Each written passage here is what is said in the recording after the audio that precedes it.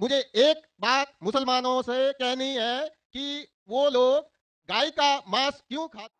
Cattle में से आपको मिलता है दूध, उनमें से मिलती है आपको गर्मी, और आप इनका गोश्त खा सकते हैं। तो जब अल्लाह सुब्हानहू व तआला हमारा खालिक, हमारा मालिक, आप गोश्त खा सकते हैं। साइंस ये कहती है कि फ्लैश फूड में, गोश्त में प्रोटीन है, नियासिन है, विटामिन बी1 है। सिर्फ भाजी-पाला खाते हैं, भेड़, बकरी, गाय, इन जानवरों के दांत इनके चपटे हैं, उनके पास हर्बीवोरस सेट ऑफ टीथ है। ये सिर्फ भाजी-पाला खाते, गोश्त खाई नहीं सकते। जानवर के दांत, शेर बब्बर, चीता, उनके नोकीले दांत होते हैं, ये सिर्फ गोश्त खाते हैं, भाजी-पाला खाते।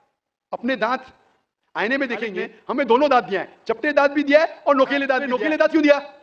गोश्त खाने के लिए। आज की साइंस कहती है कि जो डाइजेस्टिव सिस्टम है हर्बीवोरस एनिमल का, गाय, भेड़, बकरी के, वो सिर्फ भाजी-पाला डाइजेस्ट कर सकते, गोश्त को डाइजेस्ट कर ही नहीं सकते।